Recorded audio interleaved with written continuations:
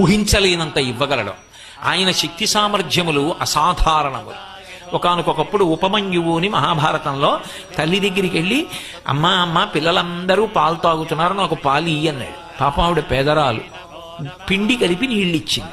ఆయన నీళ్లు తాగుతున్నాడు పిల్లల్లోకి వెళ్ళి. పిల్లలందరూ గేలి చేశారు, అవి పాలు కావు, పిండి నీళ్లు మీ అమ్మ ఎక్కడి నుంచి ఇస్తుందిరా, మీ తండ్రి ఇప్పుడు లేడు కదా ఇక్కడ అన్నాడు. ఆయన పరిగెత్తికి వెళ్ళి అడిగాడు, అమ్మ నాన్నగారు ఏరమ్మా, పిండి నీళ్ళుట కదా, పాలు కావుట కదా అన్నాడు. ఆవిడంది విసిగిపోయి, తండ్రి లేకపోవడం ఏమిట్రా, శంకరుడు నీ తండ్రి. ఏరమ్మా అన్నాడు. తపించు కనపడతాడు. వెళ్ళి పిల్లవాడు పట్టుదలతో తపస్సు చేశాడు, ప్రత్యక్షమయ్యాడు బాలుడి భక్తికి. ఏం కావాలన్నాడు. పిల్లవాడు కదూ, పాలు కావాలన్నాడు. రే నేను శివుడిరా, పాల అడిగి ఇంకేం కావాలన్నాడు. నాకు పాలే కావాలన్నాడు. మరి పిల్లలతో మాట వచ్చింది కదా. ఆయన చూశాడు, పాలే కావాలా, నీకోసం పాల సముద్రాన్ని సృష్టిస్తున్నానని క్షీర సముద్రాన్ని